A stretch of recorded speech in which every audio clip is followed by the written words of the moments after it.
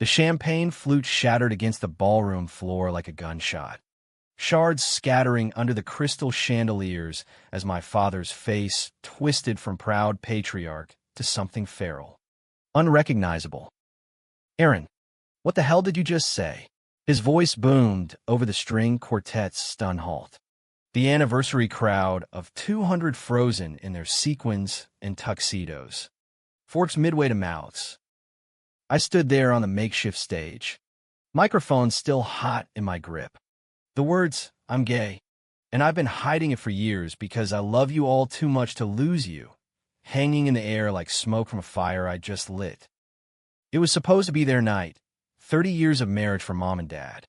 The golden milestone in our family's sprawling Victorian home in suburban Chicago, where the air always smelled faintly of Lake Michigan fog and fresh-cut lawns.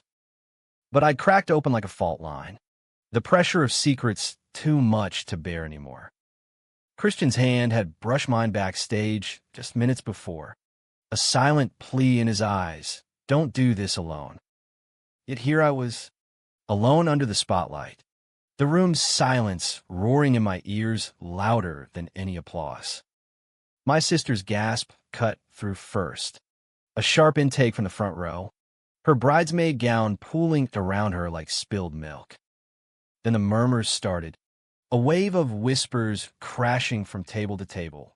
Cousins, aunts, old family friends who'd known me since I was knee-high to a grasshopper, chasing fireflies in the backyard. I could feel the heat rising in my cheeks, not from shame, but from the raw, electric freedom of it all. For the first time in 28 years, I wasn't the perfect son, the golden boy with the Ivy League degree and the steady job at the ad firm downtown. I was just Aaron, flawed, terrified, and finally breathing. But freedom has teeth.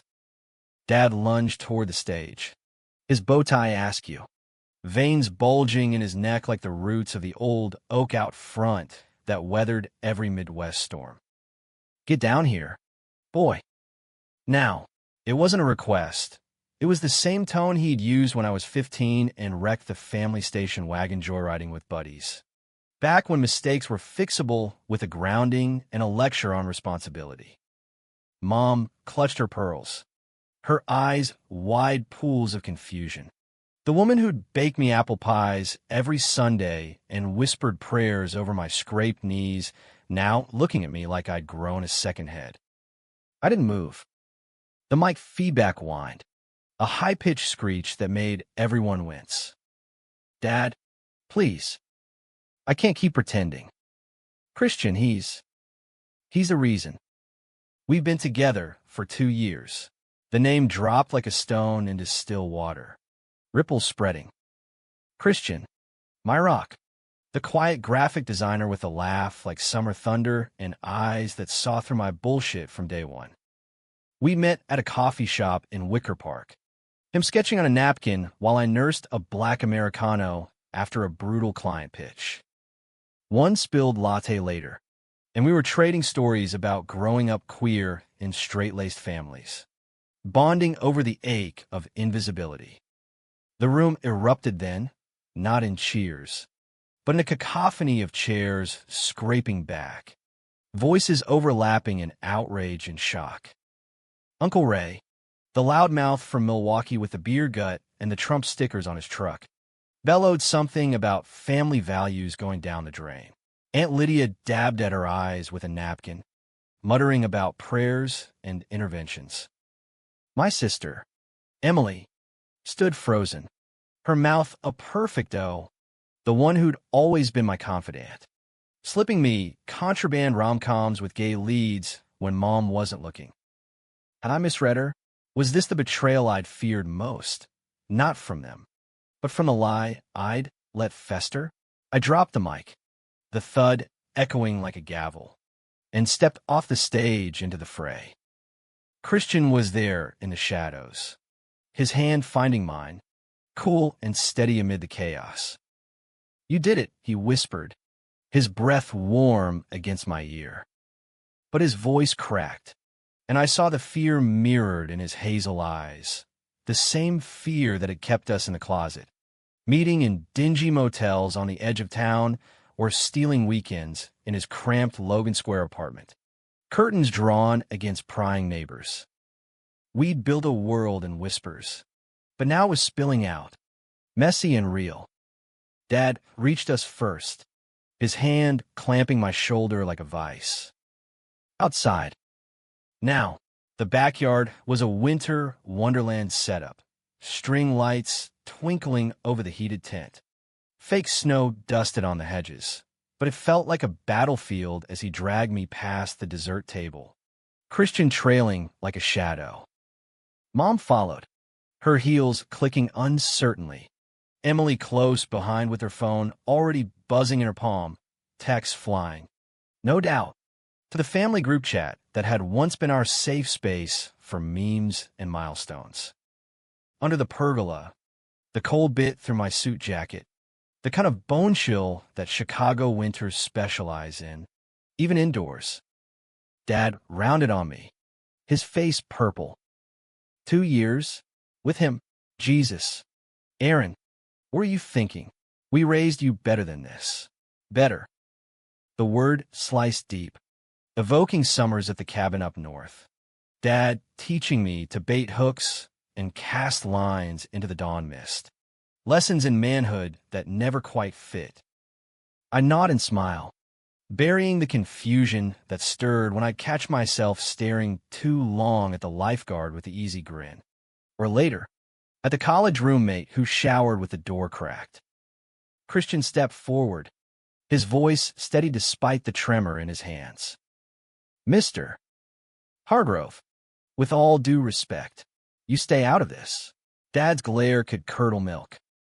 This is between me and my son. My son. Possessive, like I was property he'd invested in, groomed for the American dream. Wife. Kids. Corner office. Not this, not me. Loving a man who quoted Whitman over whiskey and traced constellations on my skin when insomnia clawed me awake. Mom finally spoke, her voice a fragile thread. Aaron, honey, why didn't you tell us? We love you, but love, in our house, came with strings, church on Sundays, donations to the food bank, the unspoken rule that Hargroves didn't air dirty laundry. She'd volunteered at the local LGBTQ center once. Years ago, sorting donations after a flood. But that was charity, not family. Not this. Because I was scared, I admitted, the words tumbling out like confessions in a dimly lit booth. Scared you'd look at me like I'm broken. Like I'm not enough. Tears stung, hot and unbidden, and Christian squeezed my hand, a lifeline in the storm. Emily hovered at the edge, her eyes darting between us, and for a split second, I saw pity there, or was it betrayal? She'd known, hadn't she? The late-night calls, the excuses for guys' nights that stretched into dawn. Or had I imagined her knowing glances, projecting my own desperation onto her? The argument spiraled, Dad's barbs about choices and lifestyles, Mom's pleas for counseling, Christian's quiet defenses laced with steel. It ended with Dad storming back inside, slamming the French doors so hard the glass rattled, leaving frost patterns like fractured veins. You're not welcome here tonight, he growled over his shoulder. Not like this. We left through the side gate, Christian's arm around my waist as snow flurried down, the city lights blurring into halos through the windshield of his beat-up Honda. The drive to his place was silent, the radio humming low with some indie folk tune about lost highways. When we pulled up to his building, the stairwell light flickering like a bad omen, I broke. What if I just ruined everything? Sobs racked me on his threadbare couch, the one we'd christened with takeout picnics and movie marathons, his arms the only anchor in the free fall. He held me through it, murmuring nonsense about sunrises and second chances. But I could feel the tension in his shoulders, the unspoken weight. Christian had his own ghosts, parents long gone in a car wreck, leaving him to navigate queerness solo in foster homes that preach tough love over therapy. He'd built walls higher than mine, but tonight, they cracked too. "You were brave," he said finally, pulling back to cut my face. "Braver than me, but bravery doesn't erase fallout." By morning, my phone was a minefield, voicemails from relatives ranging from tearful support to outright disownment. Emily's text a single emoji, a broken heart that gutted me worse than Dad's rage. Work emails piled up, oblivious to the apocalypse, scheduling pitches like my world hadn't tilted. And Christian? He brewed coffee strong as regret, kissing my temple as if it could mend the fissures. Little did I know, the real quake was just beginning. That afternoon, as I scrolled through the wreckage, social media ablaze with blurry photos from the party, captions dripping judgment, a knock rattled the door. Emily, red-eyed and bundled in her coat, the sister who'd once shared secrets under blanket forts. "We need to talk," she said, stepping inside without invitation. Her gaze flicked to Christian, then away, like he was a stain she couldn't scrub. "Alone," he nodded, grabbing his sketch pad and slipping out to the fire escape, leaving me with the woman who'd been my mirror, now holding a mirror cracked. "Aaron, there's something you need to know," she started, her voice barely above a whisper. "About Christian." My stomach dropped. Secrets, I'd thought, were mine alone to bear. But Emily's words unleashed a torrent I'd never seen coming, one that would test every vow we'd whispered in the dark, forcing choices that cut deeper than any coming-out speech. Betrayal wasn't just possible, it was already here, coiled in the shadows of love we'd sworn was unbreakable. Emily's confession hung in the air like exhaust from an idling truck on Lakeshore Drive, thick and choking. She paced Christian's cramped living room, the floorboards creaking under her boots, while I sat numb on the edge of the couch, the coffee mug he'd left me gone cold in my hands. "It's not what you think," she said, but her eyes, those same eyes that had sparkled with mischief when we'd sneaked Dad's bourbon as teens, darted everywhere but mine. "Last summer, at the lake house, I saw them. Them." My voice cracked, a boy's plea masquerading as a man's demand. Visions flashed, Christian and me, tangled in the guest room sheets after a family barbecue, the scent of grill burgers lingering as we laughed about Dad's bad jokes. But Emily's them wasn't us. "Who?" "Christian and Jake. Jake. My cousin Jake. The golden retriever of the family, Navy vet, high school football hero, the one who'd married his college sweetheart and posted ultrasound pics like trophies. The one who'd clapped me on the back last night, toasting Mom and Dad with a wink that now soured in memory. They were in the boathouse. Aaron. Kissing. Like, really kissing. I didn't say anything because, God, I thought it was a one-off. A drunk mistake. The room spun, Chicago's skyline mocking me through the grimy window, all sharp angles and indifferent steel. Betrayal isn't a thunderclap, it's a slow bleed, starting with denial. "You're wrong. It was dark. You saw shadows." But even as I said it, the pieces clicked, Jake's lingering hugs at reunions, the way he'd text Christian bro emojis after our double dates, casual deflections when I'd tease them about inside jokes. Christian had laughed it off, always, his dimples flashing like distractions. I had been that blind, or just desperate to believe in the fairy tale we'd scripted. Emily stopped pacing, dropping onto the armchair across from me, her hands twisting in her lap. "I wanted to tell you sooner, after you started bringing him around more. But you look so happy, glowing, like in those old photos of Mom and Dad before life ground them down." She reached for my hand, but I pulled back, the sting of her secrecy sharper than the winter draft snaking under the door. "And last night, when you went up there, I froze. Thought maybe you'd chicken out, and we'd never have to face it. Face it. As if it was a bad report card. Not the unraveling of my first real love. Christian returned then, balancing takeout bags from the corner deli, pastrami on rye. My comfort food, his smile faltering at the tension crackling like static. Everything okay? He set the bags down, eyes flicking between us. That artist's intuition sensing the fault lines. Emily stood abruptly. Ask your boyfriend. She grabbed her coat, the door clicking shut behind her like a guillotine. Alone now, the silence pressed in, heavier than the snow piling on the sill. Christian sank beside me, his knee brushing mine, a touch that once ignited, now felt like accusation. What did she say? I couldn't look at him. The lake house. Last July. You and Jake. The words tasted like ash, dredged from the pit of my gut. His face drained of color. The hazel eyes I adored widening in a mix of horror and guilt. Confirmation hit like a sucker punch, doubling me over. Aaron. It wasn't. He reached for me, but I jerked away, the couch springs groaning in protest. Wasn't what? Real? Because Emily saw you. In the boathouse.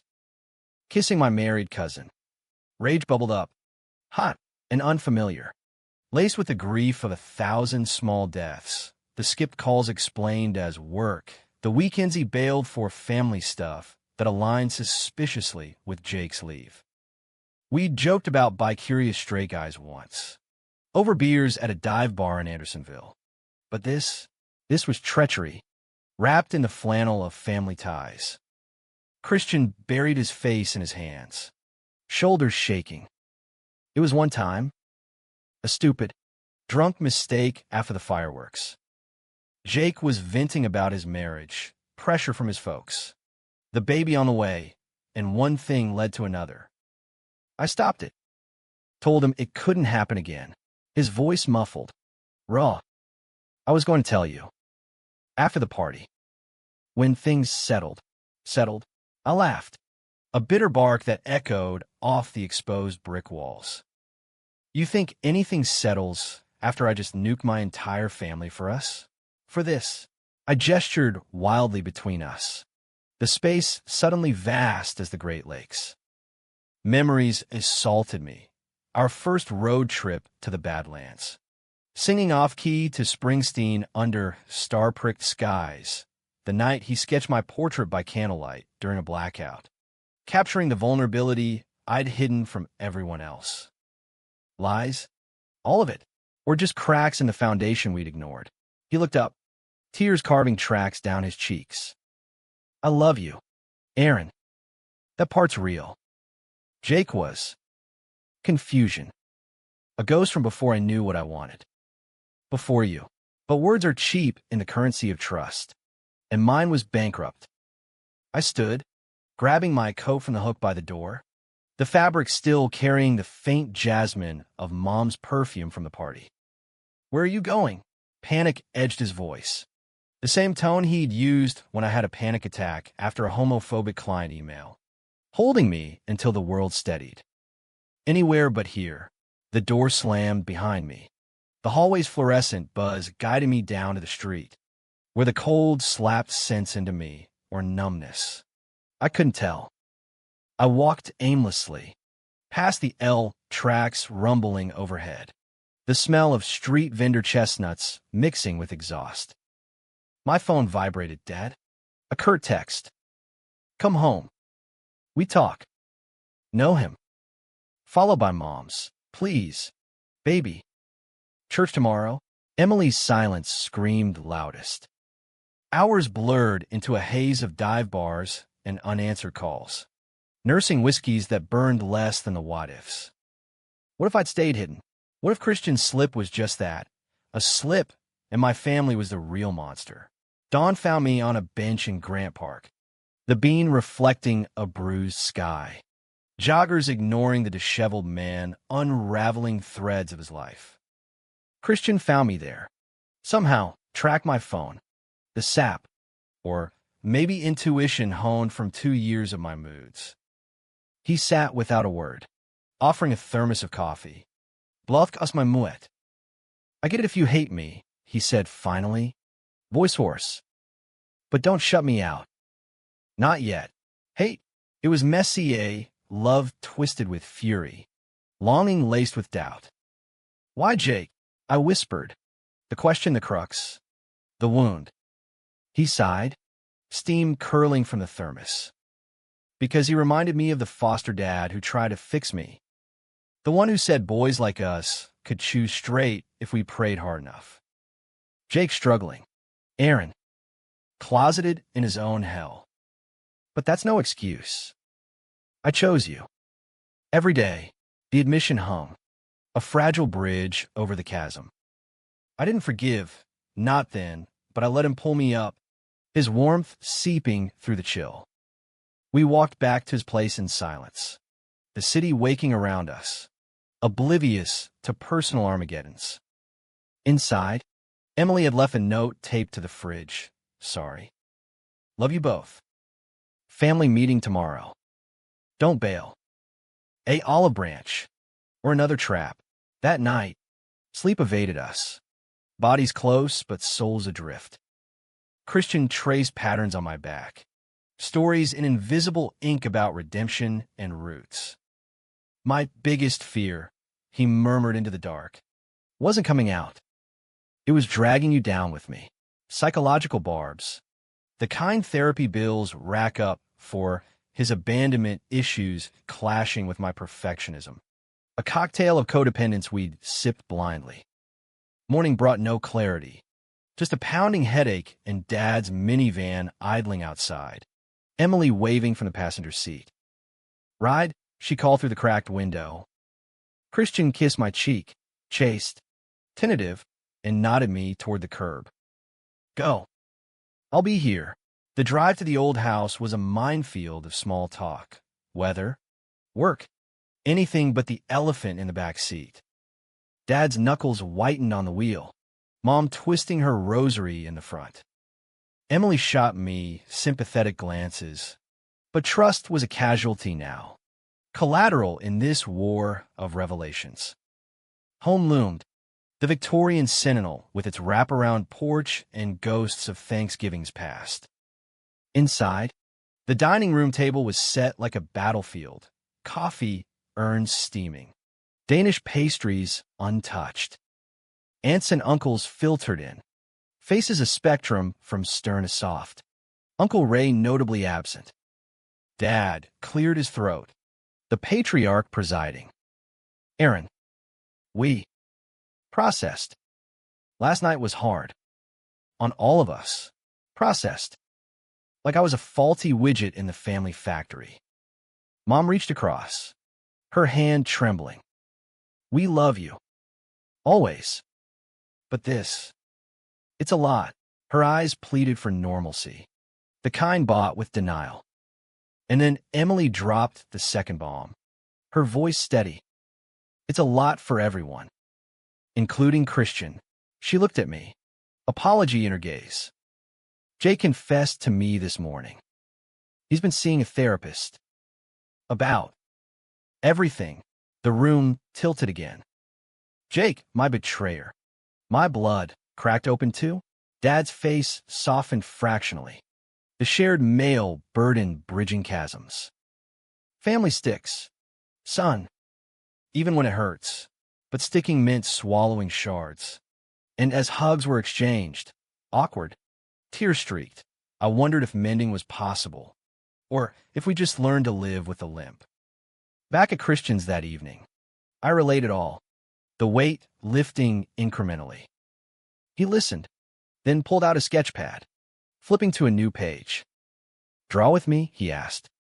Pencil scratch paper, lines forming a portrait not of us, but of possibility, two figures on a horizon, hands linked against a stormy sky. Romantic, raw, real. But storms don't dissipate overnight. Whispers at work turn to stares. Clients dropping hints about traditional values. Jake texted an apology, raw and rambling. I panicked. Scared shitless. Forgive? Forgiveness dangled. A carrot on a stick, but resentment festered. Psychological quicksand pulling me under. Weeks blurred into a tense truce. Family dinners with veiled barbs. Christian and I navigating minefields of therapy sessions. His unpacking foster scars. Mine dissecting the golden boy facade.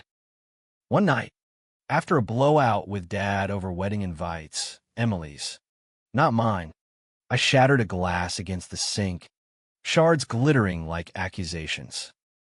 Christian swept them up without a word, then held me as sobs came. The depth of it, the love that survived betrayal, hitting like grace. Yet doubt lingered, a shadow at the edges. Was this redemption? Or just delay? The climax brewed, unexpected and vicious, in the form of a letter, yellowed, postmarked from Christian's past, that arrived like a ghost at our door. The envelope was innocuous at first glance, manila, frayed edges, stamped from a small town in Iowa I'd never heard of, the kind of place where cornfields stretch like regrets and everyone knows your business. Christian snatched it from the mail pile on his kitchen counter, his fingers whitening around the edges. But not before I caught the return address. Street. Mary's home for boys. Foster care. The ghosts he'd buried deeper than Lake Michigan shipwrecks. Who's it from? I asked, casual as I could muster. Rinsing dishes from our takeout tie. Pad CEW. Extra lime. Our Thursday ritual amid the thawing spring.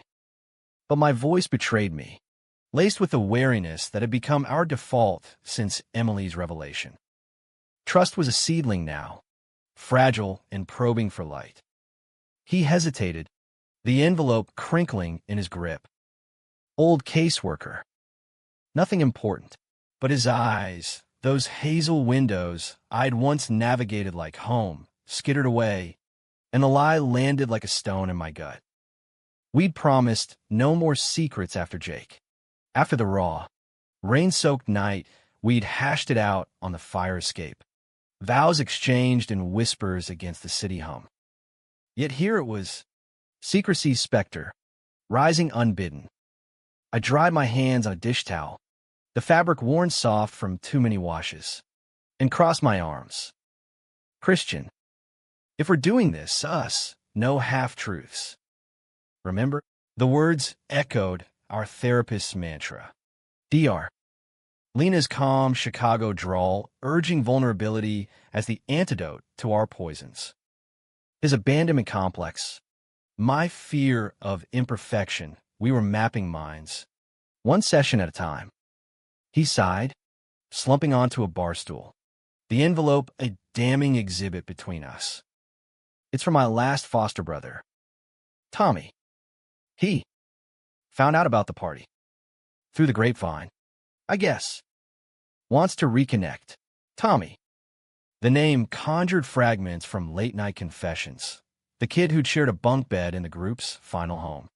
The one who'd taught Christian to hotwire a bike for midnight escapes. The one who'd vanished after emancipation, swallowed by the system like so many. And I prompted, heart thudding a rhythm of dread.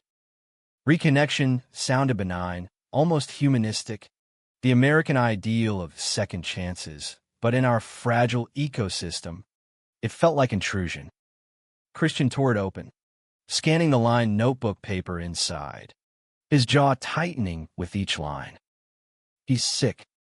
Cancer. Stage 4. Asking if I can come see him. Before it's too late, the confession hung, heavy as humidity before a storm, and guilt twisted in me, my suspicion a petty thief stealing from his grief. Jesus. Of course you go. I moved to him, hands on his shoulders, feeling the tension coiled like springs. But he shrugged me off gently, folding the letter with deliberate care. It's not that simple. Tommy. He knows things about me before I figure myself out. His voice dropped, laced with the shame therapy was chipping away at the foster system's casual cruelties. The older boy's initiations that blurred lines between survival and violation. Not abuse in the legal sense. He clarified once. Over chamomile, tea to soothe nightmares. But the kind that leaves psychic scars. Questions of consent tangled in power imbalances. He was there when I experimented with guys to fit in or rebel. I don't know. If he talks, to who? Me? Anger flared, misplaced but fierce. You think I'd judge? After everything. But beneath it, fear gnawed, not of his past, but of the secrets it unearthed, the misunderstandings that could fracture us further. We'd built on half-truths, my closet, his ghosts, and now, with family fractures still raw, one more could topple it. He met my gaze finally. Vulnerability raw. Not you. The family. Yours. If they dig. If Jake's mess leaks. Jake. The wound reopened. Scabbed but tender. My cousin's therapy had yielded a tearful lunch at a Loop diner. Apologies over club sandwiches. Promises of divorce whispers to his wife. But it hadn't erased the image Emily painted.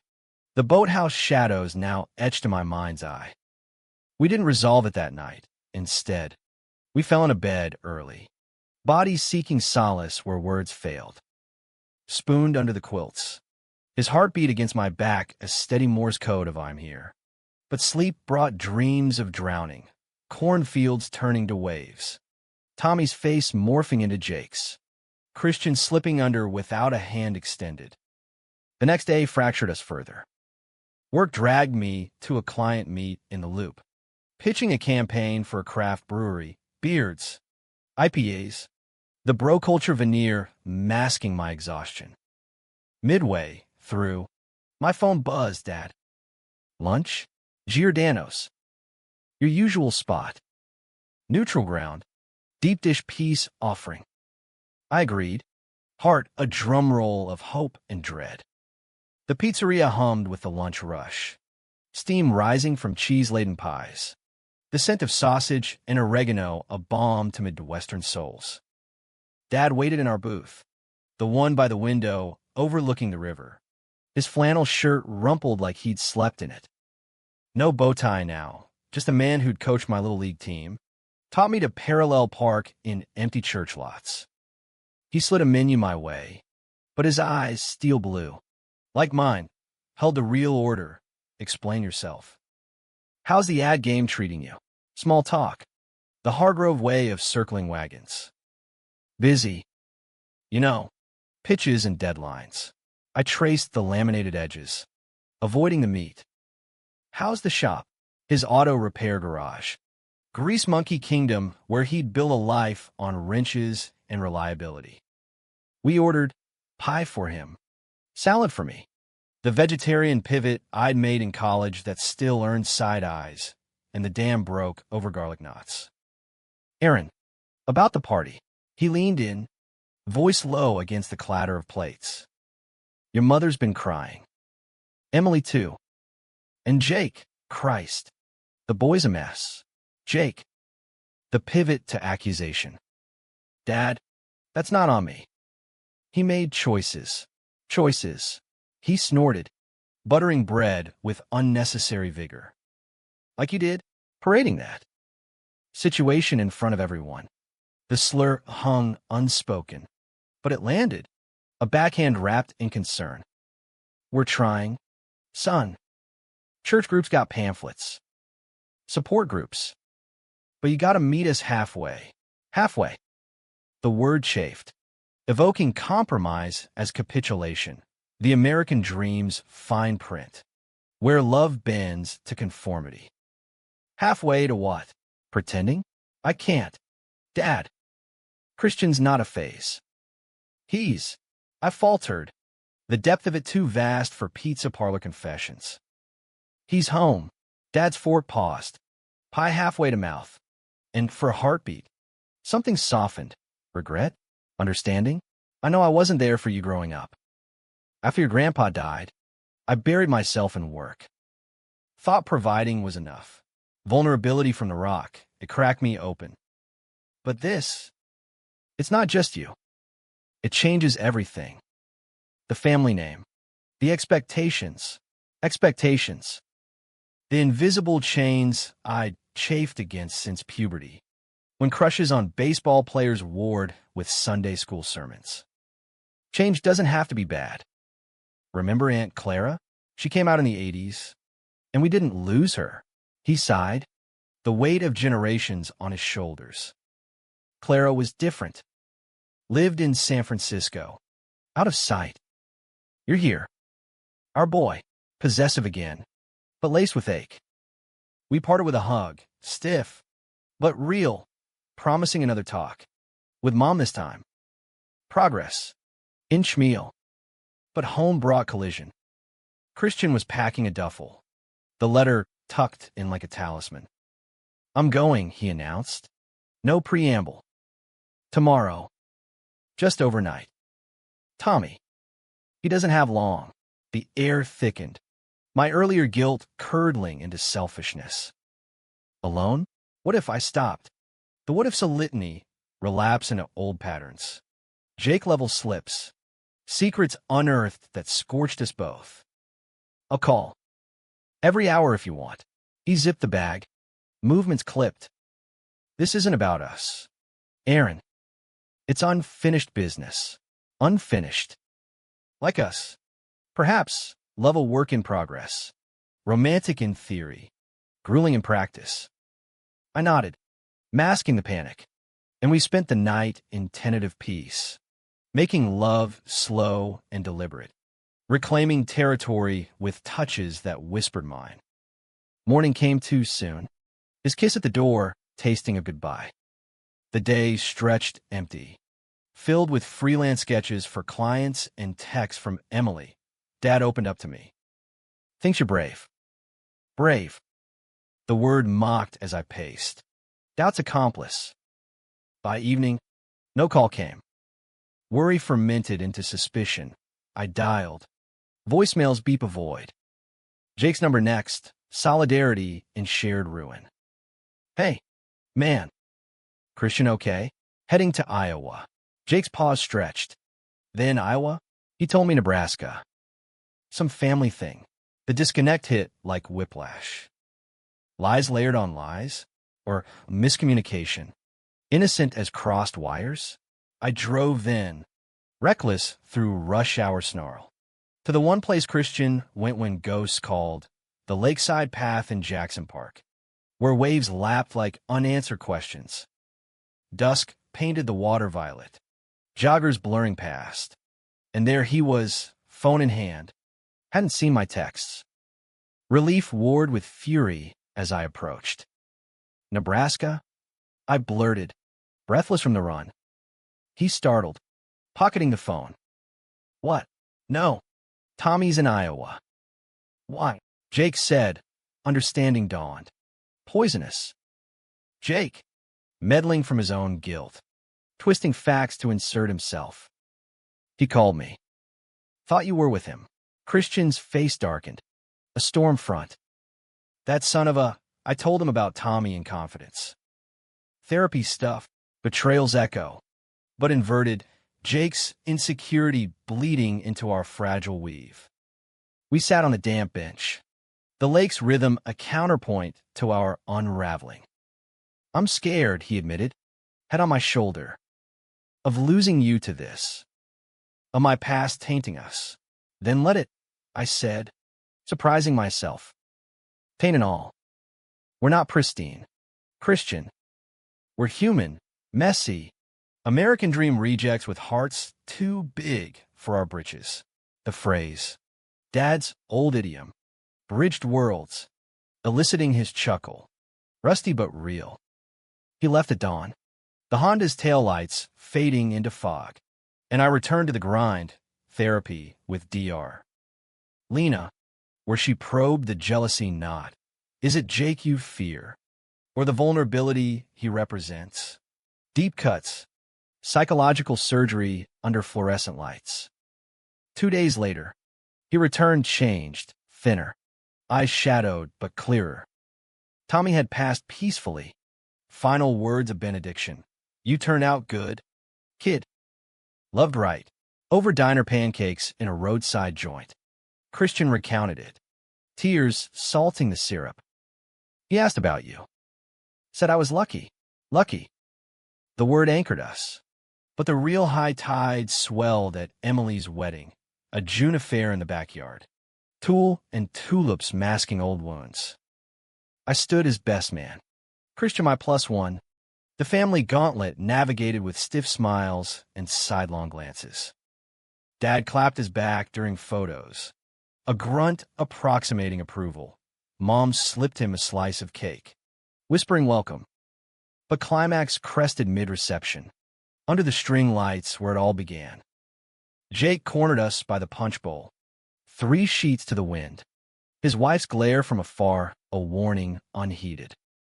Aaron, man, we gotta talk. Slurred sincerity, breath reeking of bourbon. Not now. I sidestepped, but he grabbed my arm. Desperation raw. Christian told me everything. About Tommy. Said it made him see. Us was nothing. Us. The pronoun possessive. Igniting powder kegs. Christian stepped in. Voice low thunder.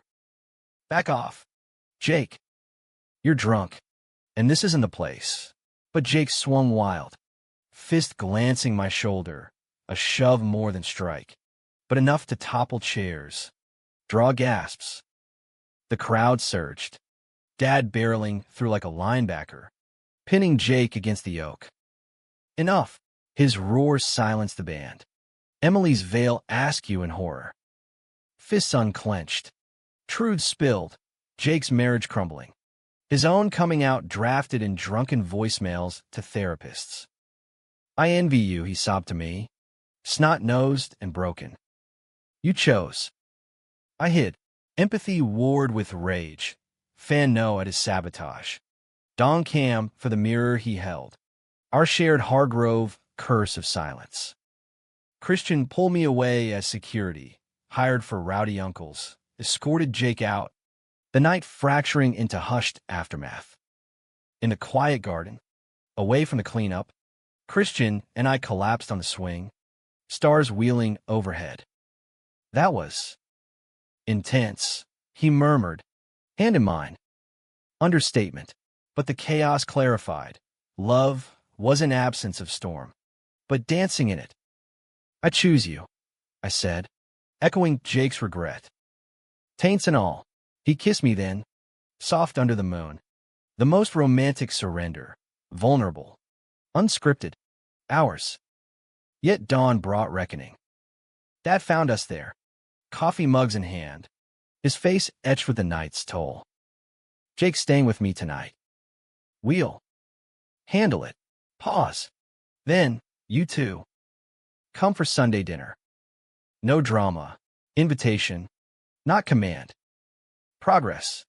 Humanistic and hard one. Sunday dinner arrived like a truce under white flags. The old Victorian humming with the sizzle of pot roast and the low murmur of baseball on the TV in the den. Mom fussed over the table, linen napkins folded just so, her famous Yorkshire puddings rising golden in the oven, while Emily darted between kitchen and nursery, cooing over her newborn niece. The wedding's joyful coda. Dad manned the grill out back, tongs flipping burgers with mechanical precision, his way of processing without words. Christian and I pulled up in the Honda, the engine's rumble a nervous underscore to my pulse. Ready, he asked, squeezing my hand over the gear shift. His palm was warm, callous from pencils and palettes, a tactile reminder of the man who'd seen me strip bare, literally and not, and love the wreckage. As I'll ever be, I leaned in for a quick kiss, chaste but charged, the kind that said we're in this, before stepping into the fray. The air smelled of charcoal and cut grass, summer's full bloom chasing away winter's bite. But tension lingered like humidity, thick and promising rain. Mom enveloped us at the door, her hug fierce, scented with vanilla and veiled forgiveness. You look good. Both of you. Her eyes, though, held questions about Jake's blow-up, the family's whispered fallout, the divorce papers he'd filed quietly last week, citing irreconcilable differences to spare his ex the truth. She'd taken the kids to her sisters in Milwaukee, a soft landing we'd all envied in our harder crashes. Inside, the dining room gleamed, crystal catching sunlight like fractured promises mended. Emily bounced the baby on her hip, her smile bright but brittle. Uncle Aaron, say hi to Lily. The coo softened edges. Innocence a universal solvent. And for a moment, we were just family flawed, fumbling toward normal. Dad joined last, wiping hands on his apron, nodding at Christian with a barest thaw. Help yourself to beers in the fridge. Son. The word, aimed at him, landed like absolution, casual as the pop of a kintab. We settled around the table. Grace said with Mom's hand clasped in mine. Christian's on the other side, a quiet anchor. Conversation skirted minefields, work anecdotes, Lily's milestones, the Cubs' slim playoff hopes, building bridges of banter over abysses. But depth demanded reckoning. Midway through apple pie, a la mode melting slow, Dad cleared his throat, the ritual signal. Aaron, about your cousin. All eyes converged. Fort's pausing. Jake's struggling. Moved into the garage apartment. Talking to a counselor at the VA. Pride flickered in his voice. The vet bond unyielding. He asked me to tell you he's sorry. Again, sorry. The word. Overused. Underfelt. Jake's face haunted me. The reception's wild swing. The sob-choked envy, but therapy had yielded letters. One arriving yesterday, I was drowning. Pulled you under. Learning to swim now. Grateful for your light. Humanistic. Raw. It evoked Dong Cam amid the fan no. The anger softening to understanding of shared closets. I nodded, swallowing around the lump. Tell him. Water under the bridge. Mostly, laughter rippled. Tentative. Emily's the loudest. Her foot nudging mine under the table. Sister code for healing. Christian spoke then. Voice steady. Mr. Hargrove. Call me Tom. Interruption gentle. Seismic. Tom. Thanks. For. This. Gesture encompassing the table. The tentative weave. Dad grunted, but his eyes crinkled. The closest to approval we'd get. The afternoon unfolded in fits. Lawn games with Emily tossing a softball. Christian charming Lily with goofy faces. Mom pulling me aside for a powder room confab. Your father's trying, she whispered. Compact snapping shut. Church helped. Father Mike says love's the only doctrine that matters. Tears welled. Hers and mine. The emotional core of our Midwestern stoicism cracking open. Sun dipped low, painting the backyard in amber. When the real climax crested, not in shouts, but silence shattered by truth. Dad and Christian lingered by the grill, coals glowing like embers of old fires, while I cleared plates inside. Through the window, I saw it, Dad clapping Christian's shoulder. Words lost to distance, but intent clear, acceptance. Gruff and earned. When they returned, faces flushed. Dad pulled me into a bear hug, the kind from childhood fishing trips. Proud of you, kid. Both ways, both ways. Gay and son, unbroken. Tears pricked, relief a floodgate, and Christian's arm around my waist sealed it, romantic, redemptive, the depth we clawed for. But stories don't end tidy. Life's drama lingers in aftershocks. Weeks later, Jake joined a dinner, awkward plates passed. Toast to new beginnings, his eyes clearer. Divorce ink dry. To family, he raised his glass, voice steady, and we clinked. The sound of vow. Christian, and I, we moved forward. Psychological depths plumbed in tandem. His sketches now featured us, portraits of resilience, horizons shared. One evening, on that same lakeside dock for my dreams, twilight wrapping us in gold, he dropped to one knee, not with a ring, but a promise. Marry me? Not today, but when we're ready. Mess and all, I pulled him up, foreheads touching, the world's weight lightened. Yes, to the chaos. Our kiss deepened, waves lapping witness. The most romantic frame, realistic, raw, ours. Family mended slow, Dad at our first pride float, waving a flag with bemused grin, Mom knitting rainbow scarves for charity, Emily planning a joint bachelor bash, Lily the flower girl. Controversies faded to footnotes, work promotions sans whispers. Jake's coming out op-ed in the local paper, earning cautious nods. Yet the humanistic core pulsed. Love as verb, not noun, choices daily. Forgiveness iterative. In quiet moments, Christian's head on my chest. I'd trace his tattoos, foster ink, stories etched, and whisper thanks for the storm that forged us. 1 year post-anniversary, we hosted the recommitment, backyard under those same string lights. 200 souls returned. Toast to resilience. Dad's speech, halting but heartfelt, to Aaron and Christian. For teaching an old dog new tricks. Laughter. Tears. The room alive with stunned grace. As cake cut and dances swirled, I caught Christian's eye across the crowd. Our smiles sinking, love's quiet thunder. We'd hidden, shattered, rebuilt now. We stood unapologetic. American dream rewritten in queer ink. The silence? Not stunned, but sacred. And in that, the deepest romance, not perfection, but persistence. Heart scarred, but beating fierce.